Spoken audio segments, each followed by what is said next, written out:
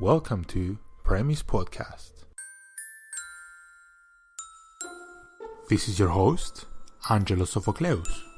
In this episode, I host Julius Berrien, a philosophy postgraduate student at the University of Durham.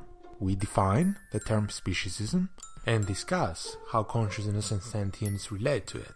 We assess whether human rights could and should be given to non-human animals and the role that anthropocentrism has to play in the way we treat non-human animals. Further, we focus on the importance of pain and suffering in the area of animal rights through the gradient theory of consciousness and the maximum sufferer principle. Welcome, Julius. Thank you. So, you study philosophy, master's at Durham University. Do you want to tell us more about yourself? Yes, I indeed study towards a master's in philosophy at Durham University. My undergraduate degree in Germany was in law, and I have been involved with a few projects for the protection of animals. So the general view since the 60s, 70s, when animal rights came into more prominence, although it's a very ancient idea that we've seen in Greek philosophers as well, ancient Greek philosophers. So I'd like to start with the term speciesism. Can you explain the term and what it means in philosophy? The term speciesism was coined by Richard Ryder in Oxford in 1970, and it is a term to describe the moral discrimination of the member of another species, analogous to sexism or racism, which are the discrimination of the member of another race or sex. I know you've met Ryder before and had some interviews with him and discussions, right?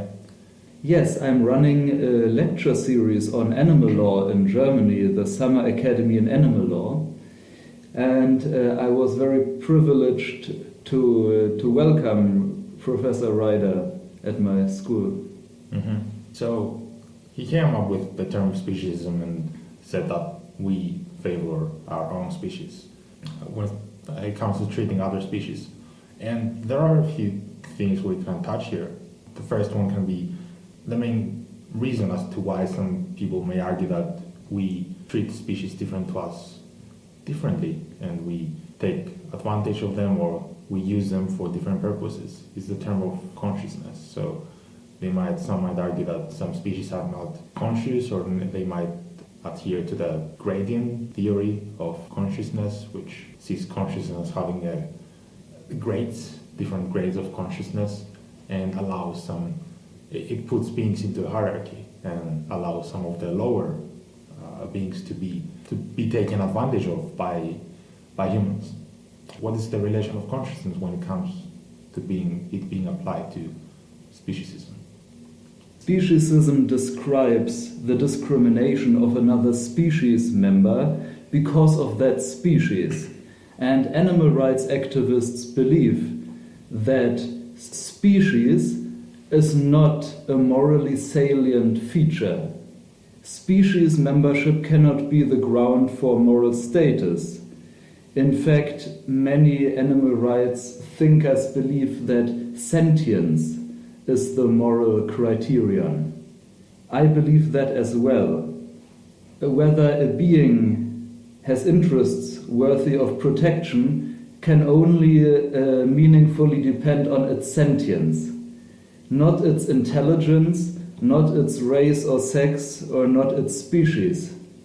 Good. Okay, so if you treat sentience as the factor that gives someone a species or an individual animal in that species its right to not be harmed, then there is an immediate criticism here which accounts for cases where someone is not sentient or not aware, they are not responsive to the environment, and they don't have self-awareness, which is a basic component of being sentient. So there must be something else that prohibits an animal to be harmed other than that animal being sentient. Is it perhaps the potential to be sentient, or? Yeah, I'm not a metaphysicist, and to actually disambiguate sentience and consciousness, I'm not competent to do it. But just generally, I would say I treat the two as synonyms, generally. Because if something is conscious, it is also sentient, right? Can you think of any being that would be conscious but not sentient? And in order to be sentient, you have to be conscious. Mm-hmm. So from a metaphysical point of view, there are interesting differences between consciousness and sentience and the ability to feel pain. For the ethicist, it doesn't matter so much. At least in the real world out there, I cannot think of a single organism that would be sentient but not conscious. Yes. And when it comes to there is a question how to rank beings with different levels of sentience, like with a gradient, what you mentioned before. And I think it would be in line with animal rights, and it wouldn't be speciesist to give different moral statuses to differing classes of organisms who have different levels of sentience.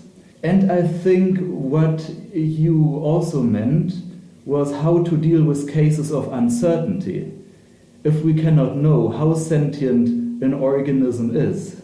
Yes, and okay, there are a few things to touch on here. Let's start with the last one. If you deem being sentient as a factor, then isn't this also quite an anthropocentric view? Do you see this as an anthropocentric view? We take something that we have as humans, like a very basic part of being human, is being sentient, and we judge other animals with this property. Mm-hmm. I believe whenever we are judging, we are using our value system. And it is necessary to do that because we have nothing else to make judgments.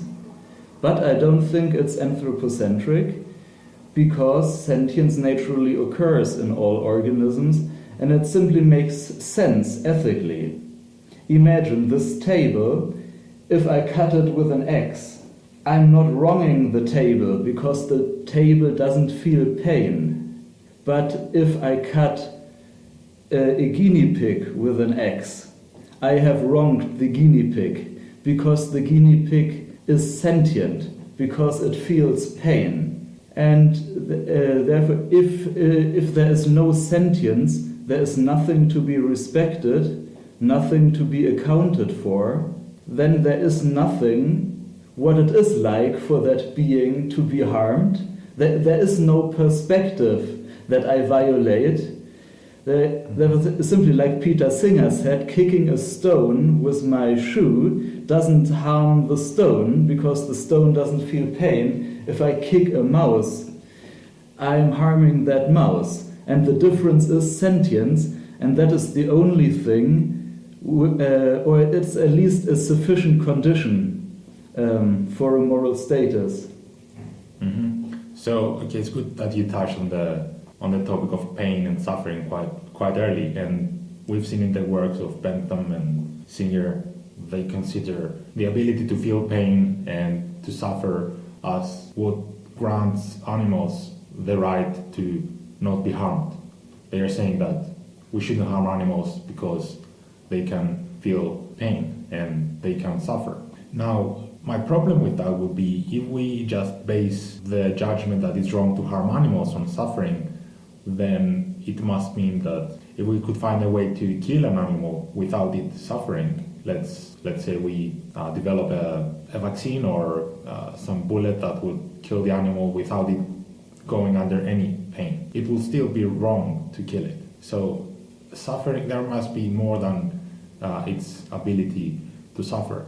It has some intrinsic value. And my thought on that, and perhaps you could comment on it, is not the ability to suffer, but the potential to suffer. I'm not speaking metaphysically. Yeah, not real suffering occurring, but that it has a possibility of suffering. So being sentient. And the potential of being sentient. Let me explain that. So let's say we have a human who is under general anesthesia and a human who is in a vegetative state. Now, of course, you would say it's wrong to kill the human who is under general anesthesia, but it's not wrong to pull the plug on someone who is in a vegetative state, because the one who is in a vegetative state doesn't have the potential of being sentient. That person will never be sentient in the future. That person will never be able to suffer or to feel harm. However, the person who is under general anesthesia has the potential of feeling pain or suffering. He or she will not suffer at the point of killing him because he's under general anesthesia, but it has some intrinsic value that you wouldn't take away from them. So how would you comment on this potential to suffer, and where is this intrinsic value coming from? From a utilitarian perspective, we can say if we kill an animal, we deprive it of all future moments of pleasure and happiness. So according to utilitarianism, the capacity to feel pleasure and suffering is what gives a being its inherent value. And I tend to agree. I believe that pleasure and suffering are sufficient conditions for having rights, for having moral standing. I don't know if it's a necessary condition. There might be also other characteristics. So simply being conscious, that there is simply a consciousness, this would also make that entity worthy of protection. So I should think, even if we could discover an organism or a robot that has a consciousness, but for some reason lacks the ability to feel discomfort or happiness, but it has a consciousness, it is aware of itself, or aware of the world, I think we also shouldn't shut that off. Then it would also have moral standing. Mm-hmm. So you base the intrinsic value that organism has not only on its ability to feel pleasure or suffer, but on its consciousness. Yes, I think pleasure and suffering are sufficient conditions for having rights, not necessary conditions. Mm-hmm. Yeah. And Ryder talked on the problem of pain quite extensively as well, and he developed the concept of painism. Does he just expand on the ideas of Bentham and Singer on painism, or does he develop any other view? Painism by Richard Ryder is really a subspecies of sentientism. It also agrees that sentience is what really matters morally, and it takes also the importance of avoiding pain from Bentham and Singer. But painism denies that we can aggregate pleasure and suffering. Utilitarianism would say if 10 beings experience 5 units of suffering, then 50 units of suffering have been created in total. Painism denies that because it says there is no one who experiences those 50 units of suffering. They are a fiction. And painism thereby achieves to avoid some problem that utilitarianism faces. And instead, painism puts emphasis on the maximum sufferer. Painism would say avoiding the agony of one organism takes priority over avoiding a slight discomfort for a large number of beings.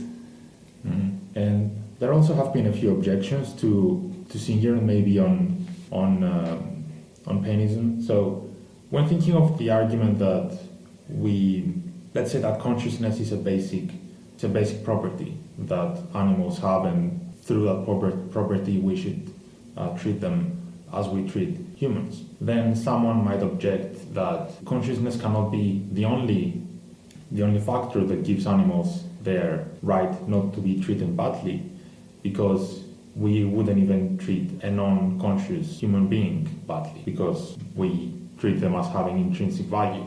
Now, the thought of that is that the right not to be harmed is given to a species on its entirety. So we take all the members of a species and we attribute the right not to be harmed to all of them. We don't take each animal one by one and saying, you're conscious, you, the individual, are conscious, therefore you should be given the right not to be harmed.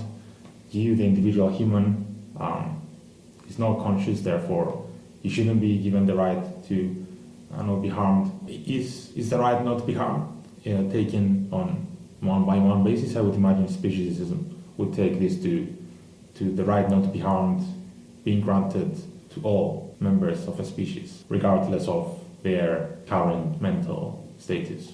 Okay, are we now talking about whether species as a group can have rights, or whether rights depend on you being conscious? So it's the individual versus your species.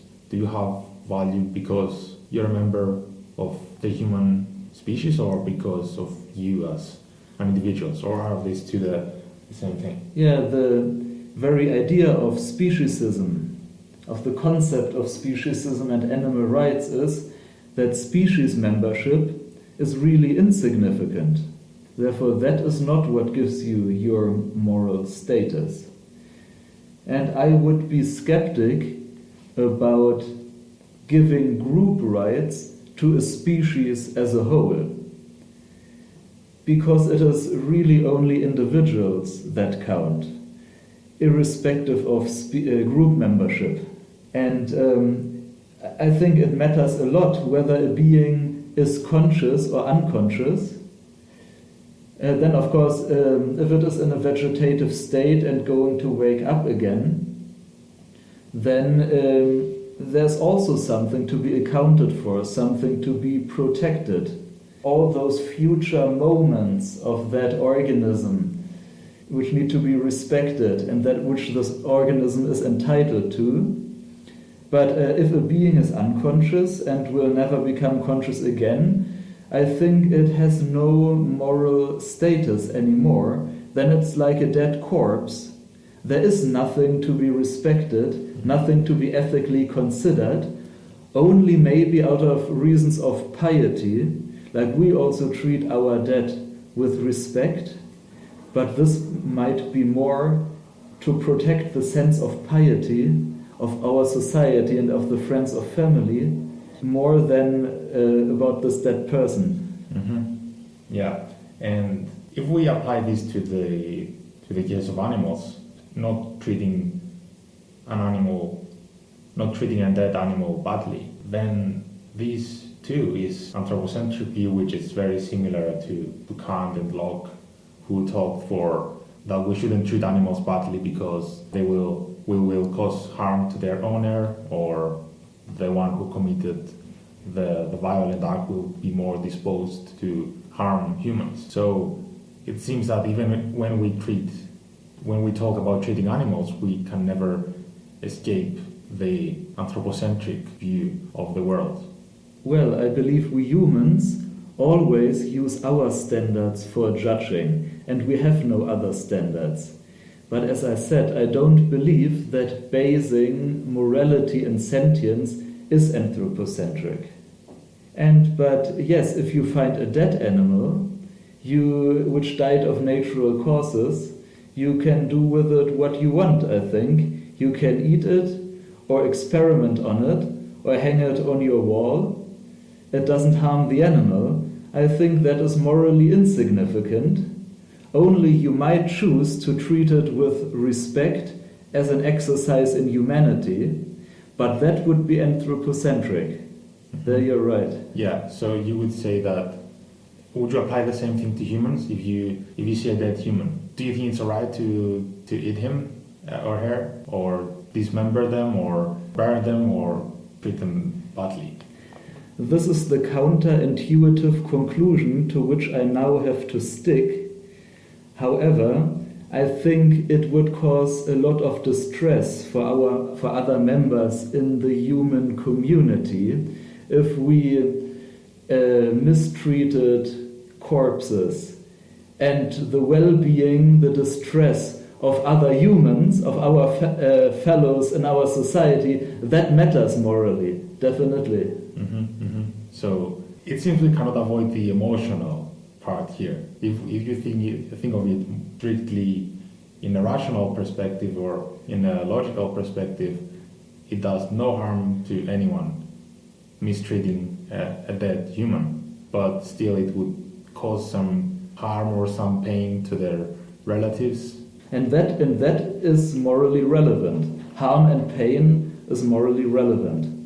How about cases where, and we're still taking other people into consideration, how about cases where someone dies and you try to disrepute them or destroy their fame in some way or misrepresent their views? So let's say a philosopher writes a book and you are the editor of the book, but before the book is published, the philosopher dies. So it would be wrong for you to change their arguments in the book, but it doesn't really harm them, does it? Does it harm the philosopher, that philosopher, that you changed their views? I'm undecided. I need to think about that more carefully. You could say you are harming the society. The society has a right to know the true beliefs of that philosopher. You're damaging something of value. I'm definitely saying distorting the work of an artist or of a philosopher. You are damaging something which is of value. But I'm not sure if one can say I'm still harming that philosopher, since he is deceased and there is nothing that could be harmed anymore. There is no feeling that could be harmed, no suffering that could be inflicted. But there is more to morality than just pleasure and suffering. There are things in this world, also inanimate objects, pieces of art or monuments or intangible things like a tradition, philosophic ideas, like which are of value. Of course, one shouldn't destroy them either. Because even if they are inanimate objects or even just ideas, they have value to some people, and the same can apply for a dead person.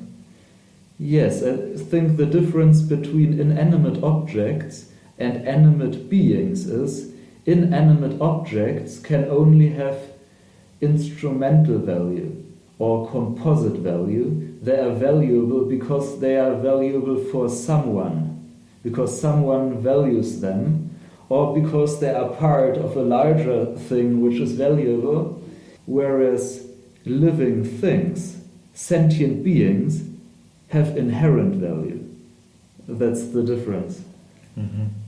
And going back to animal rights a bit, that's the shift that has happened in the 20th century, mostly, when non-human animals started being seen as having an intrinsic or an inherent value and not merely an instrumental one. Yeah, historically, also legally, there have been two classes of entities, objects and subjects, things which have rights and things which are property. And the things which have rights are the masters of the things which are classified as property. And more animals are shifting now from the category of property to the category of things which have rights. And this is a natural development, I believe. It is completely adequate to extend the sphere of rights holders that way, because historically, not even all humans belong to the realm of rights. Historically, some people were classified as property. the slaves in antiquity, or also quite recently, slavery in America. And there were entire groups of humans who were in the category of things. Now all human beings, we have achieved to move all humans from the category of things into the category of persons. And more it now happens that also animals are changing from the category of property to the category of rights bearers. Mm-hmm. Okay, thanks you touched on that, because I can see the aim in here, the aim being that we should treat animals as we treat humans. However, how does this happen? There seems to be two different, non-conflicting views, but two different views. So one way being that we should grant personhood to animals and thereby giving them rights, and the other being that, as you said, we should expand the scope of rights to be applied to animals. There seems to be a difference here. One is expanding the scope of personhood to include animals, and given the premise that all persons have rights, then if we accept that all persons have rights and animals are persons, therefore animals have rights. Or we can just say that there is no reason as to why animals should not have rights that humans enjoy, and directly apply those rights to the animals without expanding the notion of personhood.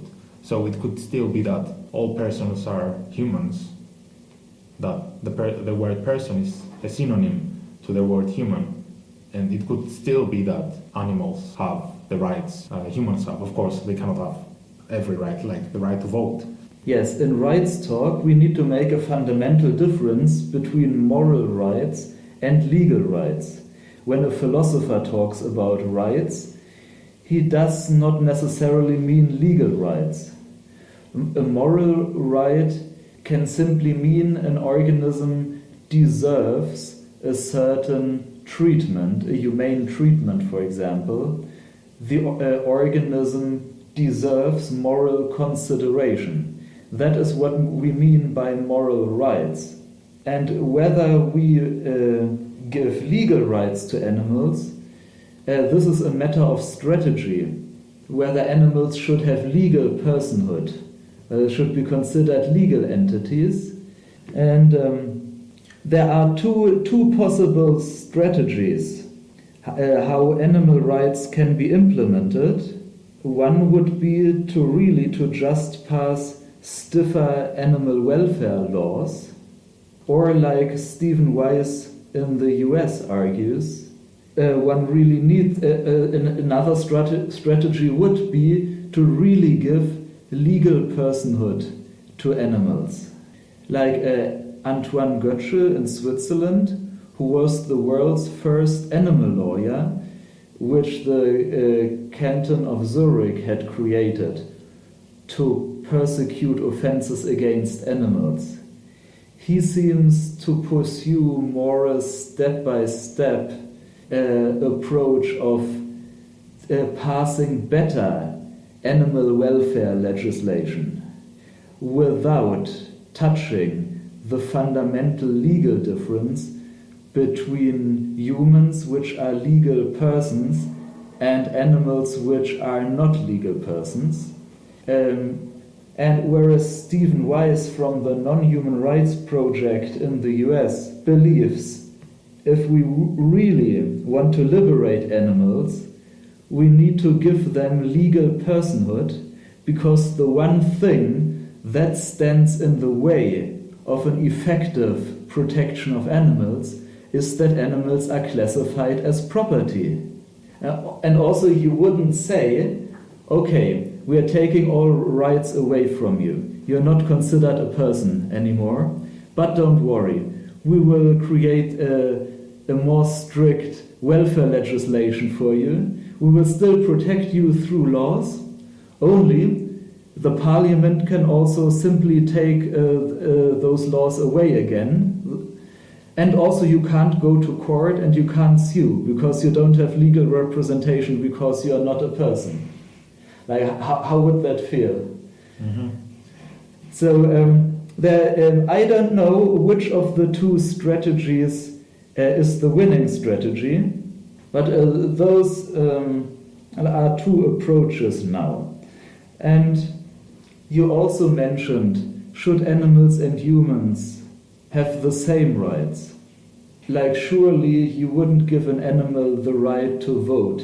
That's basically because it doesn't have the potential to vote. Exactly. So, as Peter Singer writes in Practical Ethics, the principle of equality means a principle of the same consideration of differing interests. It does not mean giving the same rights to animals as to humans. It means equally weighing the different interests. A chicken doesn't need the right to vote or the right to go to university because a chicken can't study and a chicken can't participate in politics, but a chicken has the same capacity to suffer as a human. Therefore, it deserves the same protection from suffering as humans. Also, a toddler doesn't need the right to be cared for in an old people's home. But still, what we would say, old people and toddlers are morally equal. But also here, equality really means an equal weighing of the differing interests. Mm-hmm. Yeah, equal weighing seems to be the key word here, that your rights are given based on your moral capacity and moral status. It's not the other way around. So based on your moral capacities in the world, the capacity to vote or not, or the capacity to enjoy education or not, you're given the relevant rights. So there has to be these two have to be equalized in the way. We have to take into consideration the moral capacities of beings and apply rights to them. So what you're saying and what the view is that if you have the capacity to suffer, then you should be given the right to not suffer or the right to be treated well.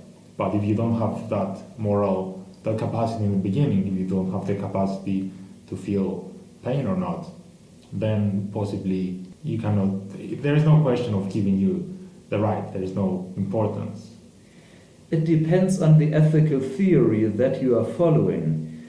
Tom Regan invented a deontic Kantian theory to animal rights, which is different from the approach by Singer or Ryder.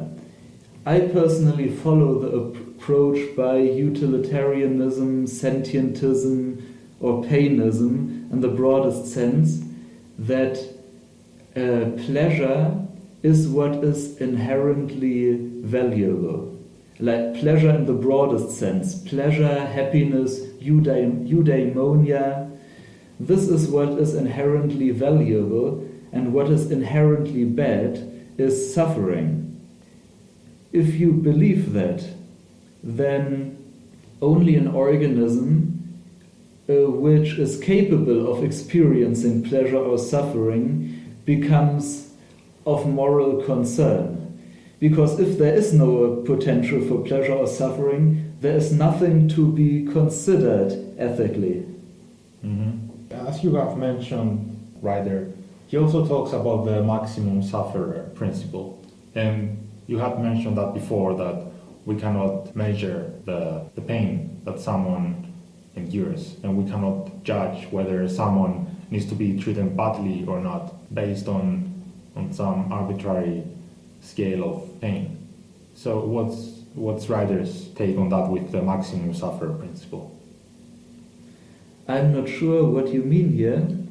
I think it is possible to roughly measure the suffering of creatures also on a scale.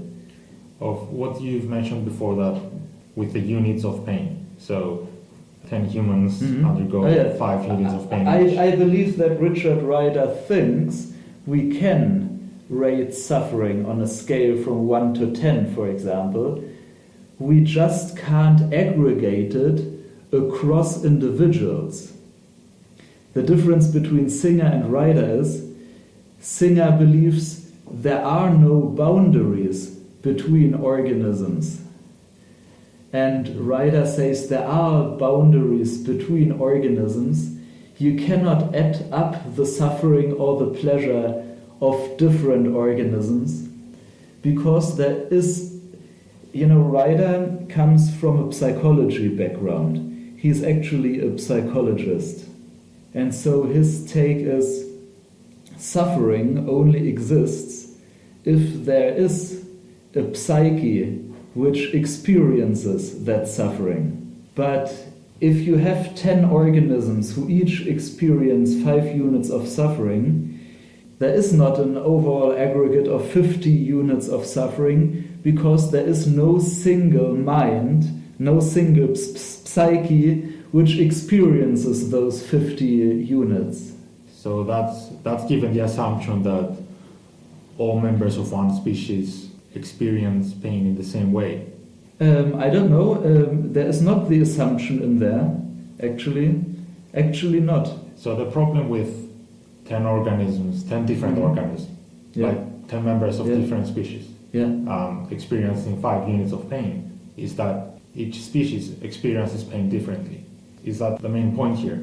No, that is actually not the main point.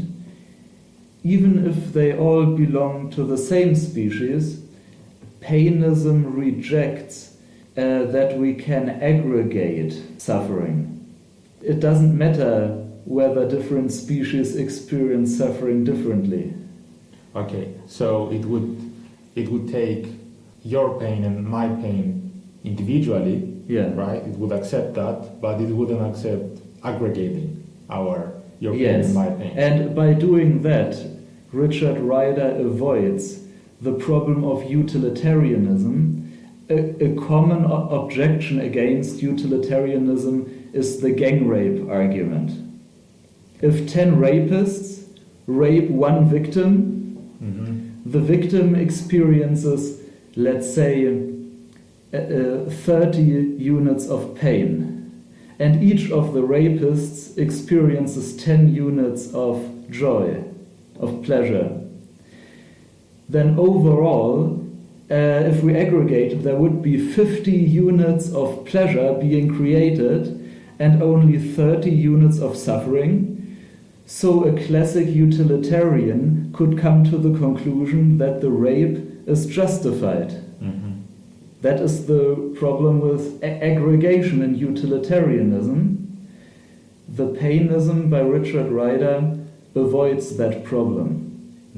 By taking the pleasure and pain in a different way. Richard Ryder would look at the maximum sufferer, who is the victim. And that's the maximum sufferer principle that he talks about. Yes.